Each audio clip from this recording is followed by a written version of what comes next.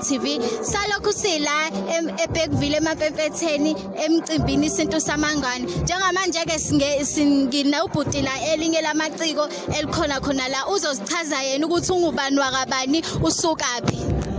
Yebo, sanibonani mphakathi. Igeze likaNtshosho leli lidabuka eMtshezi endaweni yaseKhumuleni. Kusho ukuthi nami ngikhona nje lapha ngokuthi ngiceliwe ukuthi angizonandisa sijabulise nje abantu. Ngayiloko nje sesengakosho. Yebo bhuti ngezwe manje selokhu ufikile la umcimbi mawubheka ngabe konke kuhamba kahle kuhamba kanjani amaciko asedlalile usuwabonile.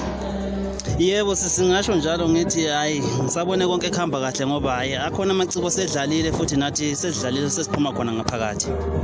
Yebo. Ngoba ngicela ukubuza ukuthi i-album yakhe iyatholakala ngabe igama le-album yini itholakala kuphi iyatholakala kuma digital stores noma igama le-album igeza likaNtshosho kodwa ayikatholakali ke endaweni zokuxhumana usathola nje CD kuthina qobo liyatholakala.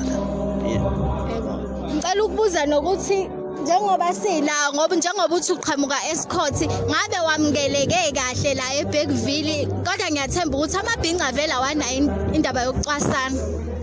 Yebo cha ngisho ngithi hayi kube kuhle kakhulu samukelekile akukho engathi mhlambe ku wrong. Yebo ke futhi sacela ukubuza ukuthi iqembu laqala nini ukuba khona njengoba usho ukuthi umculo akakatholakala online kodwa yona i-album ikhona.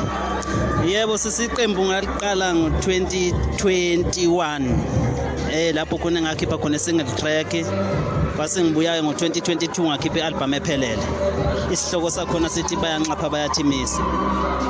Yebo ke futhi siyabonga kakhulu ngiyabonga nangesikhathi sakho ngiyabonga. Yebo ngiyabonga kakhulu sisi.